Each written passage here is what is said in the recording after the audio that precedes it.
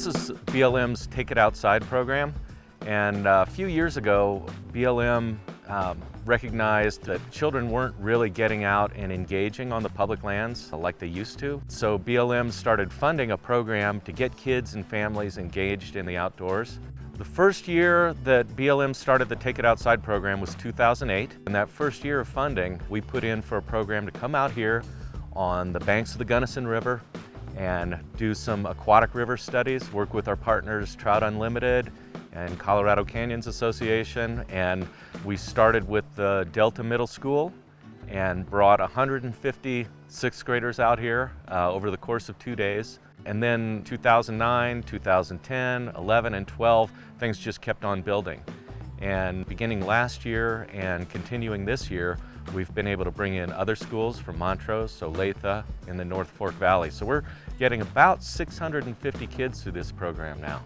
Kids get a chance to tie flies, they're doing hikes, they're studying the bugs in the water, they're doing art and journaling, learning about the web of life, and it's something that was really successful from the first year on. This program is really instructive to the kids about how to get to know the outdoors. You know, what you can do out here that's fun, what you can do out here to learn. You know, this is a really beautiful spot out here at the Cottonwood Grove campsite. We've got cottonwood trees, we've got the river, there are cactus around. You know, it's just a really diverse ecosystem where the kids, they can see kind of their backyard in one small campsite. And so as a volunteer, it's just a lot of fun to watch their eyes open and to watch them kind of, some of them, interact with the outdoors for the first time and be scared and amazed, and then, you know, get a little more comfortable and start to really see the beauty of it. We were participating with BLM in this Take It Outside days. Great program that we've been with them now a few years, and it's great outreach to middle school kids and gives them a chance to handle bugs and tie flies and just be out of the classroom, and really fits into our mission of trying to educate youth. Of course, we're all fly fishermen and most of us tie flies, and we want to introduce the kids who are coming out today to that little art craft and maybe spur some interest in getting into fly fishing, and then along with that and everything else, the idea of lifelong conservation, preserving the fish that are in the river, the habitat, the riparian system, the whole ecosystem. They're interested in getting out in the water mostly and just having fun. They don't really know what they're going to find to start off with, but by the time we get them out and show them underneath the rocks, and we kick and net up a few things, they really kind of light up with just this. They're learning things, but they don't even know they're learning it because they're having so much fun just pulling bugs off the rocks and really starting to identify them and seeing, and just to see that connection that's being made between the bugs in the river and the flies they're tying, and the whole landscape as a whole. It's pretty cool.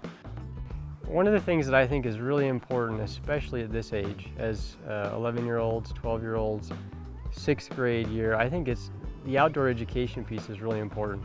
Kids need to learn about the beautiful surroundings that they have, but also to take care of it and get a fun experience while they're doing it. A lot of kids don't get to camp, they don't get to hike, and so this gives them the opportunity to see what's here and to experience it. And then it goes back into the classroom where they can expand upon it.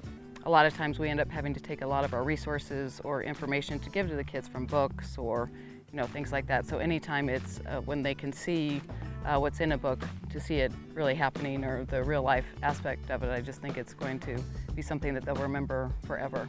I think a lot of parents and kids think that getting outside is this huge ordeal and you have to travel long distances to do it, and they don't realize that these public lands are pretty much right next door to where they live, and within 10 or 15 minutes they can be out on a river or out on a trail. And just having that ability to get outside and be inquisitive in such a way that you don't have to have a specific goal, just get out there and kind of explore, and there's always something new to learn.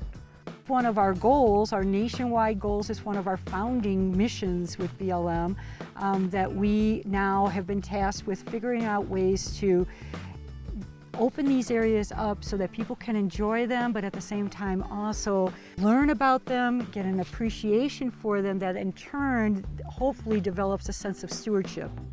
you know, this National Conservation Area is designated by Congress. It's a very special place. And to introduce them to that, to this area, and hopefully instill, you know, an attraction, a connection, a love for it, hopefully. Well, they'll be the stewards of it, is really the big goal, and a lifetime of enjoyment.